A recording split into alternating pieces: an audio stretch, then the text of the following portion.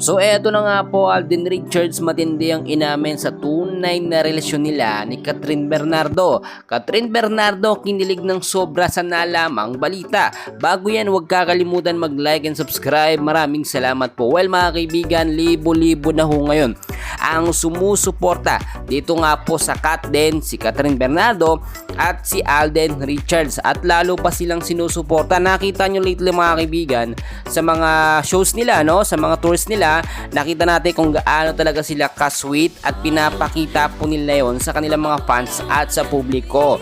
May mga nagsasabi, hindi maiiwasan, may mga bashers talaga para lang daw yun sa kanilang upcoming movie, no? At sa kanilang pagiging magka-love team or pagiging magtambalan. Alam naman natin mga kaibigan, sa labas po ng show nila, no, nang palabas sila, outside shooting mga kaibigan, no, ay talagang nakita naman natin ay talagang sweet na sweet naturally. Eto nga pong si Alden Richards dito nga po kay Kathryn Bernardo. Lately, hindi lamang po isa o dalawang beses binigyan ng bulaklak harap-harapat ni Alden etong si Kathryn. Talagang nakita nyo personally niya yung ibinibigay kahit wala pong camera, no.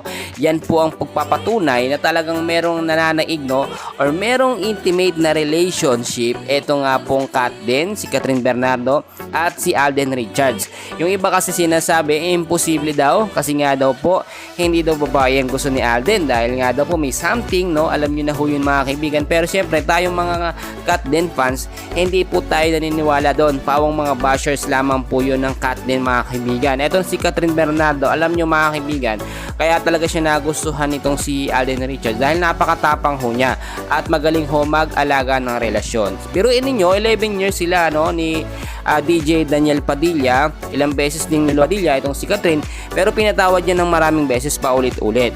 Kaya yung nakita yun, nalaman nyo ni Alden, ganun pala magmahal itong si Kathryn. Etong Katden mga kaibigan, alam natin hindi ito magtatagal lamang o hindi ito tatagal lamang ng 1-2 taon, bagkos talagang matagal na matagal, no, aabot dyan ng 10 years mahigit mga kaibigan. At kung talagang magkatuluyan sila bandang huli, mas lalo pong matutuwa ang mga fans dahil alam nyo naman na talagang istiktuan lamang itong si Alden Richards. At the same time, ganun din itong si Kathryn Bernardo na kahit nga po pagod na siya noon, never po siya nag-iba. Pero nung nakita niya na ito na yung time para bitawan niya si DJ Daniel Padilla, ay binitawan niya na mga kaibigan. Pero sa pagkakataong ito, hindi po tayo makakita ng negative na pagbitiw or bibitawan ni Kathryn itong si Alden, bagkos tuloy-tuloy sila mga kaibigan na magpapakilig sa kanilang mga fans. For now, yan lamang update natin, and please huwag niyong kalimutan mag-like and subscribe. Maraming salamat po.